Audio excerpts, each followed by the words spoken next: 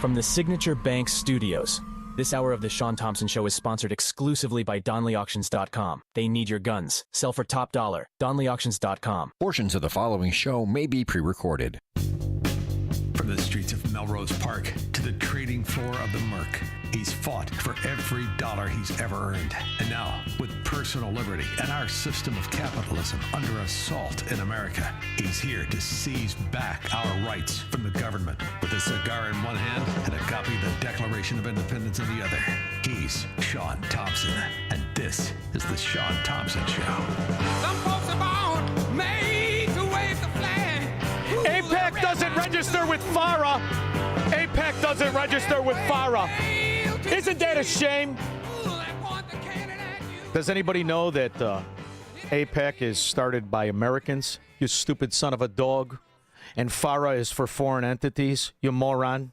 Does anybody know that APEC is also subjected to the Lobbying Disclosure Act, known as the LDA, which is the exact same fracking thing? Does everybody listen to podcasters? And by the way, when I say this, it gives a certain virtue because there's only one that does any good with anything. There's only one that is thought-provoking, that has an experience of his own life that's lived, and that's Rogan. Joe Rogan is by far the best podcaster, but he's paid because Spotify loved him. And Spotify said, I like the cut of your jib, you handsome son of a gun. You're going to get hired. And Spotify is going to pay you. And you're a company. So not all podcasts are created equal. Especially Tucker Carlson, that country club butter-handed pansy. Now, we've covered for quite a while, Tucker Carlson has never worked, ever in his life, outside of propaganda. And he's a second-generation propagandist. His father ran Voice of America, a CIA front, Voice of America. His father was the head of Voice of America from 1987, really 88. He's the reason we fluffed up Bush Sr., that rat CIA head. Scum. And Tucker Carlson, I'll tell you, what I love about him, he's like a Chicago Democrat alderman. For $500, you'll get this stupid son of a gun to say anything. He need to say, look, I'm a bigot, okay? I'm a bigot. I don't like Islamic extremists. Like, if you are really heavily into Islam, I'm sorry, I don't care for you that much. And I don't care what that sounds like. You can call me a racist. You can come where the f*** you want. I'd vote for you if you said that. Mockery of Islam. And no president should mock Islam. That's not your job. I got whatever I'll mock right here. I mock you, country club, good-for-nothing Sally, that you are. Multi-generation propagandist fraud. And that's just Tucker. Now, the reason you know Tucker is because his father, and he got a job the same way Chicago Democrats got it. The father carves the pathway. To call it the normal I got a guy isn't big enough because Tucker worked for numerous networks, and now he has this podcast. And I always wondered, boy, did you start it the way I started LLCs?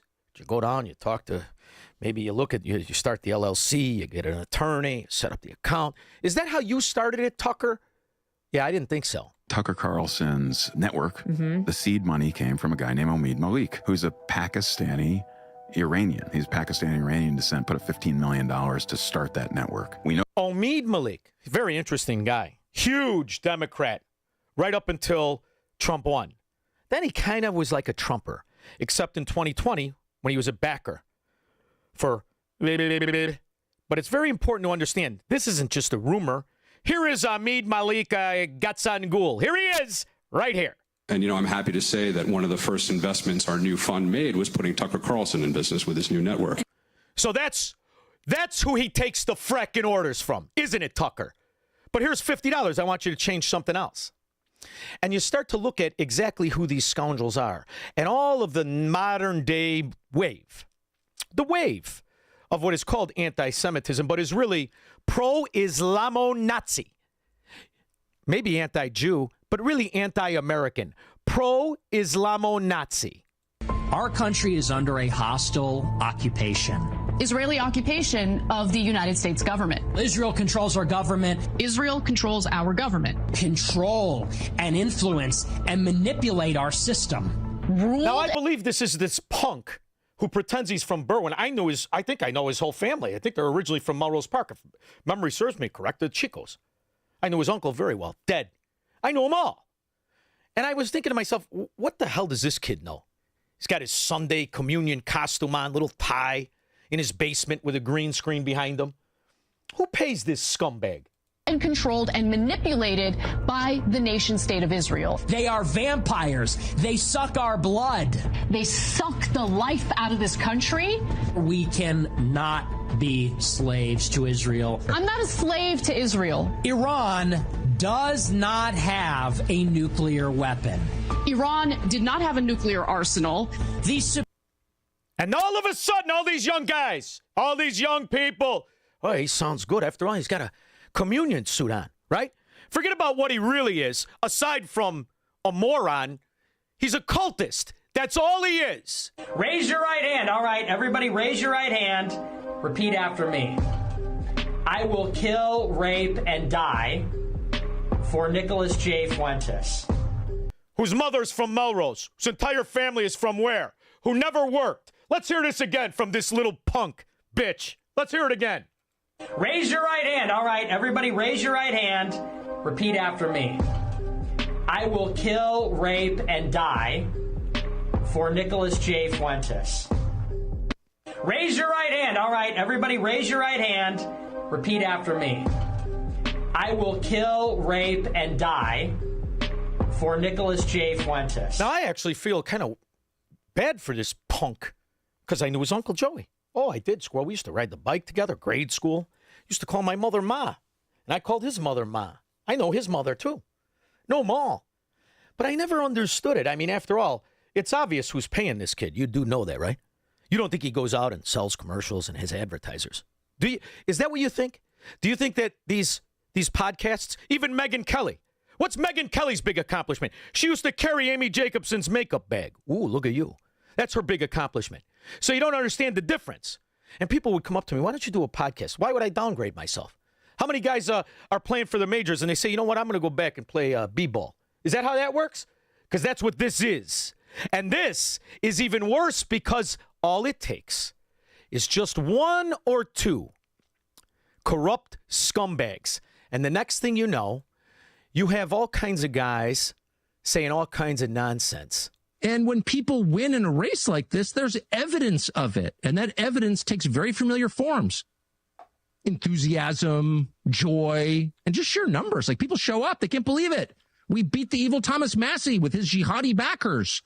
This is a blow against Islamic jihad, whatever that is.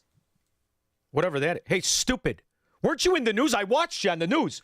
You played numerous clips way back when Obama was running. Don't you remember about CARE and the Islamic plan to take over America? Isn't that right, stupid?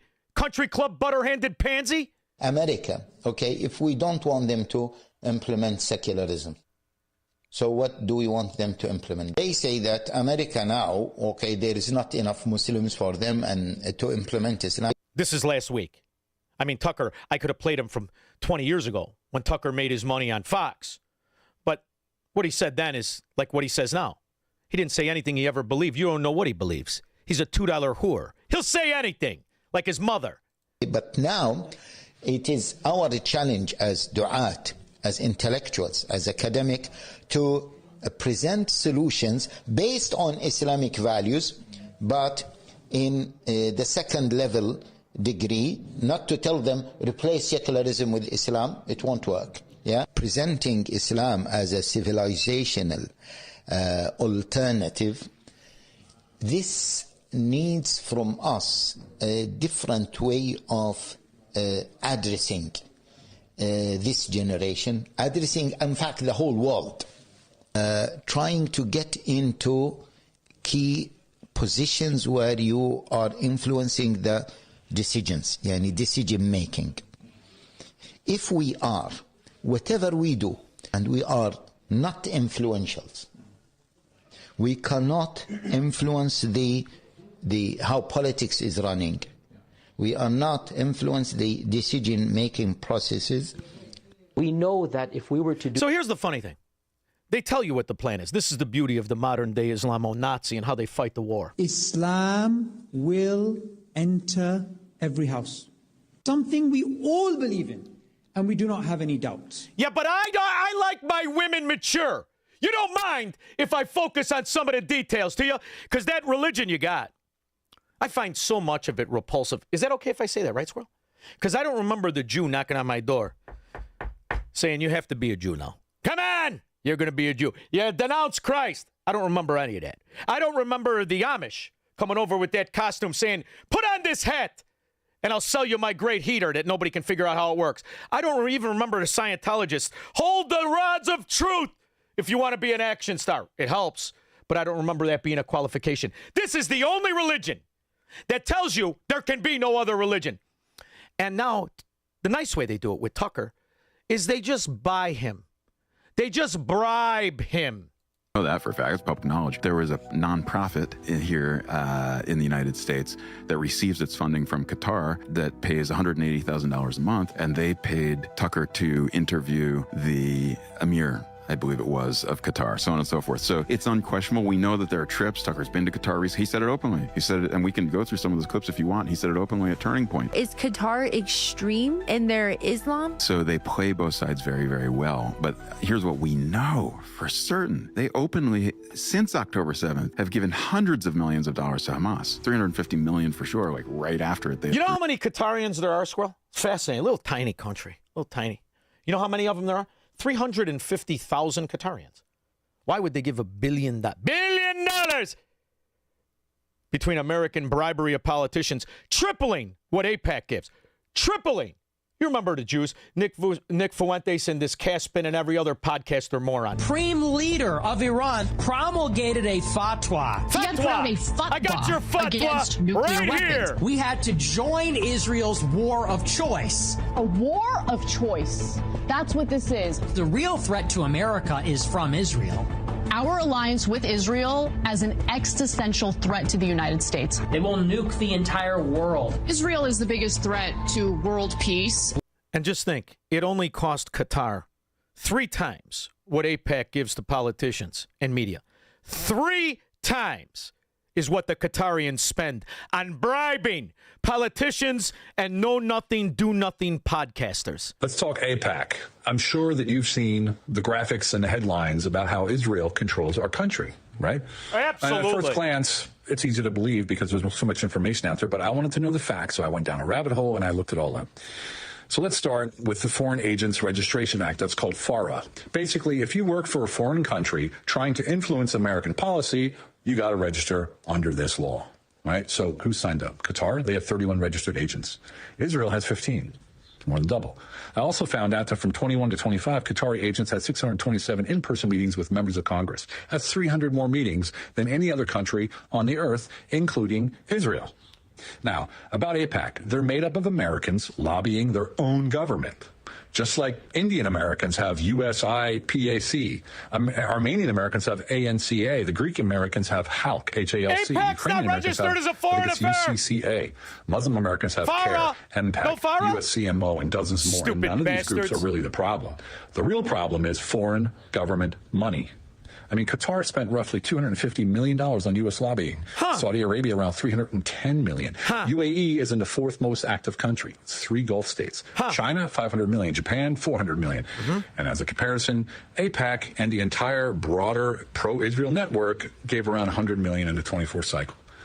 A mere pittance compared to these morons dressed with my Uncle Charlie's tablecloth on their head, dressing like you're selling me 3-hump camels. But there's no fatwa. There's no Islamic master plan, is there? Is there? Islamists aren't coming here looking for a better life. That's a true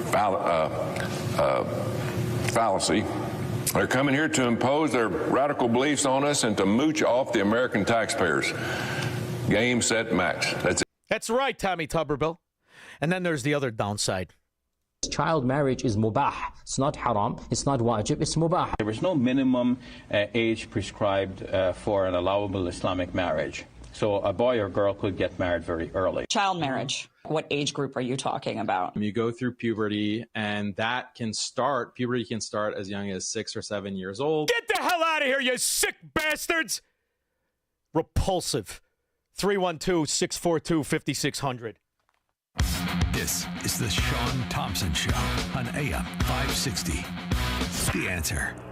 Patrick was way behind on his IRS taxes. I was in way over my head. The total amount ended up being somewhere just over $30,000. $30,000.